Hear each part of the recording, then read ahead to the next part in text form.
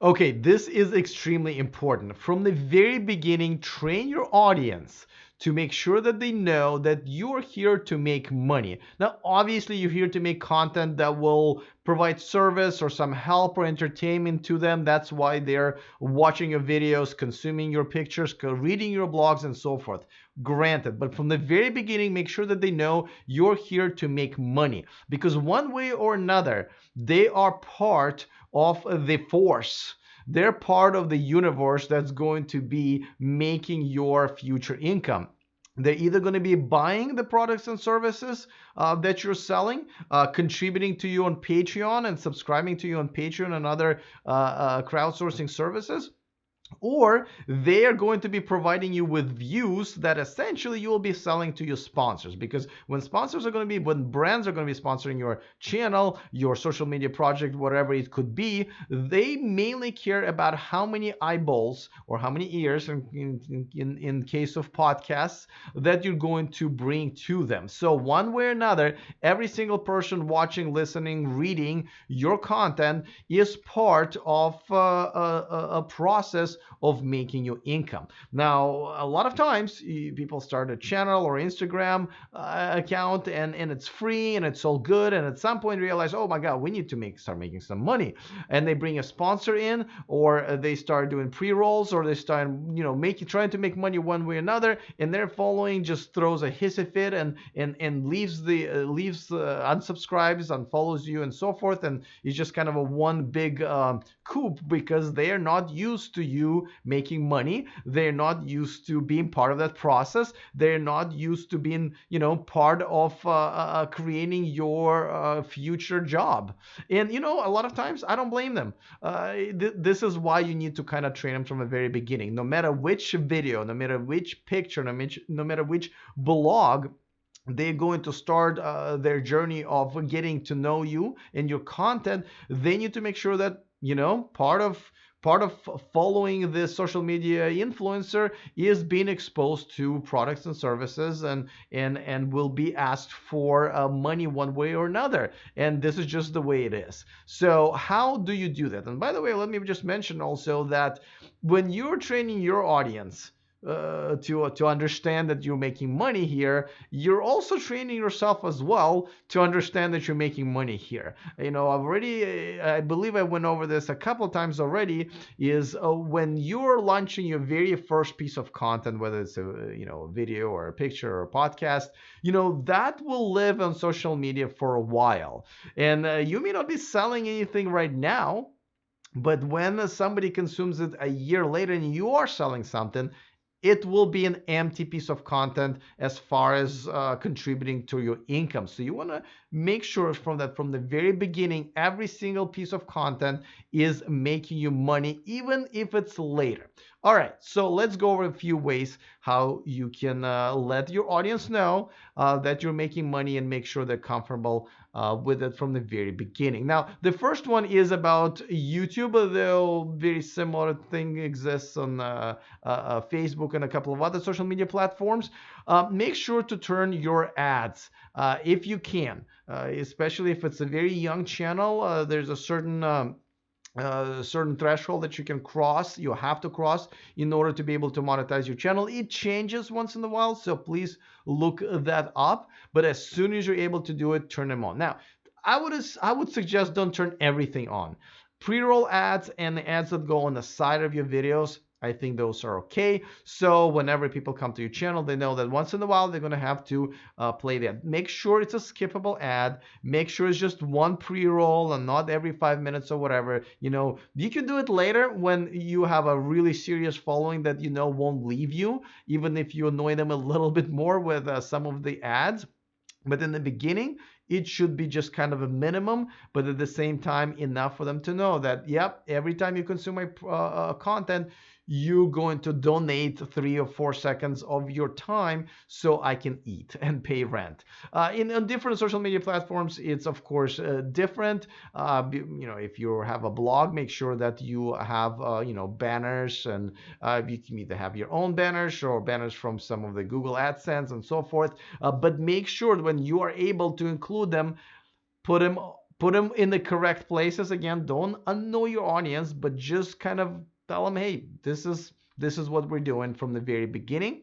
Let's move on to just overall advertising. Make sure that you advertise everything you can from the very beginning.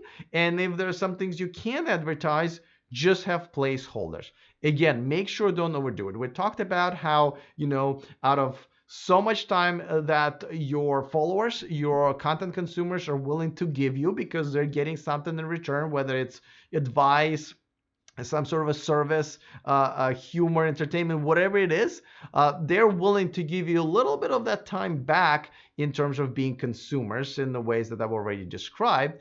So let's go over that list of things that you should, from pretty much from the very beginning, insert into your content. Again, very strategically and very small dosages, but nevertheless do it from the very beginning. All right, so first of all, sponsors. Now, from the very beginning, if you have sponsors, you are very lucky. Now, unless you have your own digital content, which means your own sponsor, it's really hard to get a paying sponsor from the very beginning. But what you can do, you can approach a brand. Most likely, if you're in a certain niche, especially hyper niche, brands that you either bought from before or worked with before. Try approaching them and saying, listen, I'm an up and coming channel or Instagram account and so forth, and make sure to have a media kit. I have a course about how to create media kits. This is what it's going to be all about. I would like to advertise you for free, so you can kind of, my services to you will grow as my channel grows. But I would love to be associated with your brand. Now, it's a tough sell because a lot of brands will be like, well, if we're advertising for free, we kind of officially approving the content, and we don't really know what the content is going to be like. That's why it's important maybe to have a demo and maybe a couple of videos that or pieces of content that you already have out there.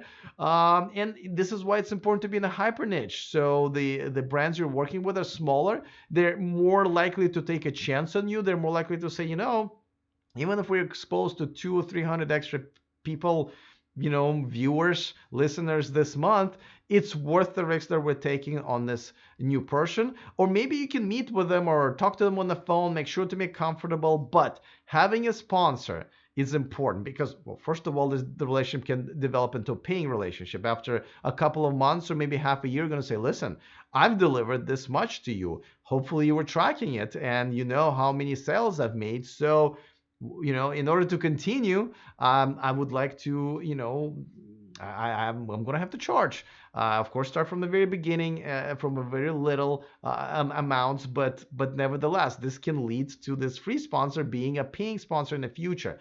But really, the reason we're doing it now in the beginning at the launch or relaunch of your social media project is so your audience knows that this social media influencer will have about 5 or 10 or 20 seconds of my attention when he or she will be talking about a brand or a product.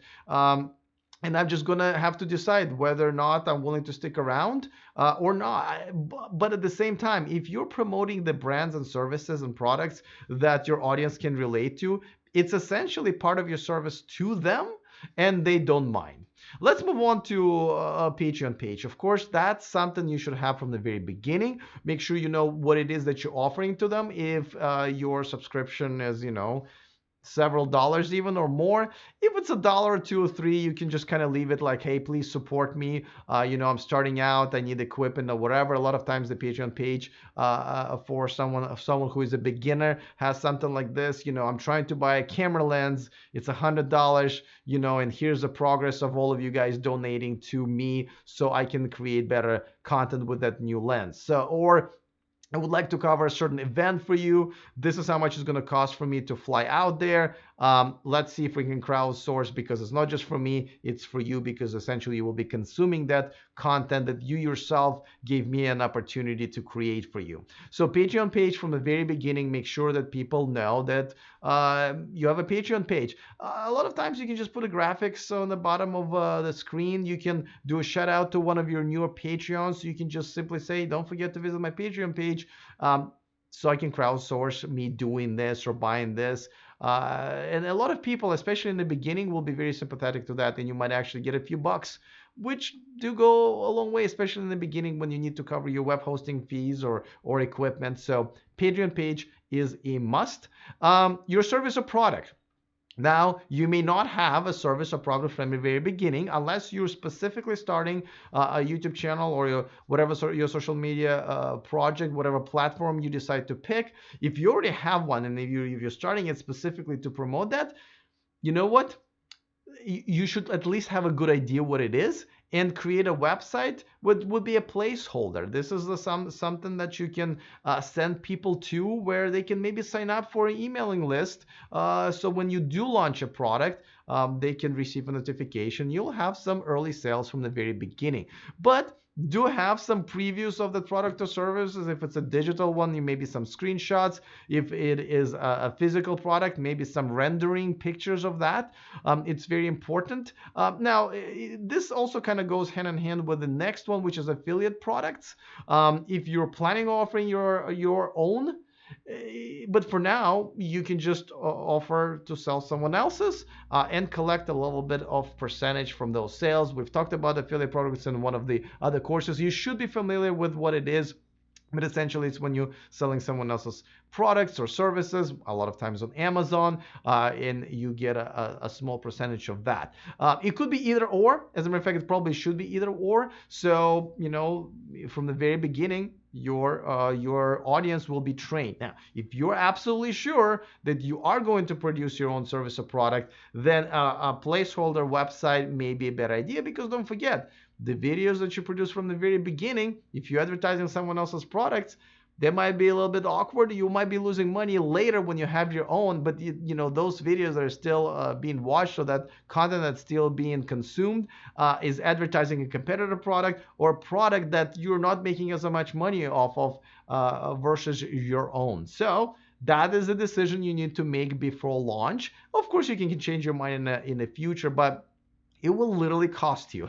So make sure you do that. Now, I believe, and you want to check with your local laws if you are going to be offering a pre-sales of your service or product. Make sure it is legal. A lot of times you're not allowed to charge for something that you really don't have yet. So make sure to check on that. A lot of times you might want to consult an attorney as well. But make sure that your audience understands that you will be promoting something, especially if you're reviewing. A lot of times you're going to end up reviewing products and services, so make sure to do it from the very beginning. And I mentioned this before already when it comes to maybe doing pre-sales, but an emailing list. Make sure to have your own emailing list. You can as a matter of fact, I would suggest something like ActiveCampaign. We've talked about it in a different course as well. But tons and tons of emailing service. Some of them are free, like MailChimp. Some of them are as low as $15 a month, like ActiveCampaign. That's something that I'm using. But again, I don't want to give you a full list because this is so it's very different for your own personal goals and the way your brain works and the budget and time. So go over a mailing list providers that's out there. Make sure you pick the one that fits all of your needs, and that's the one that you should advertise. Now, let's just kind of do another disclaimer here. That's a lot of stuff to advertise. People are not willing to spend too much time on you trying to make money. So do a little bit of everything. You can either do one in one video, another one in another video, and so forth and so forth. But I would recommend do all of them just very little. If you spend only 5 or 10 seconds on each, and it kind of goes throughout your video, maybe in the beginning you ask people to subscribe and join your Patreon page. Maybe in the middle of it, you kind of stop your whatever it is you're talking about and say, okay, I just want to give a quick shout out to my sponsor. And then at the end, you promote your emailing list. That's not a bad structure for your video. Make sure to follow it, but that way you consistently give the content to your audience, but at the same time, they don't have to be too annoyed. As a matter of fact, they don't have enough time to get annoyed with you trying to make some money. Now, of course, your big fans or just your fans will be okay with it. They understand. Most people would, but there are some people who will be like, you know what? I don't want to sit around through 30 seconds of you talking about something that's making you money and I'm not really that interested in. So make sure, I would say 10 seconds probably stop amount of time that you want to spend on any of this, but my biggest point is make sure to incorporate all of this. Make sure to have placeholders. Make sure that your audience knows that you're promoting it. And when they're watching, listening, or reading your content later, when you really do have stuff happening, when you really do have sponsors, you have it all already figured out from the very beginning.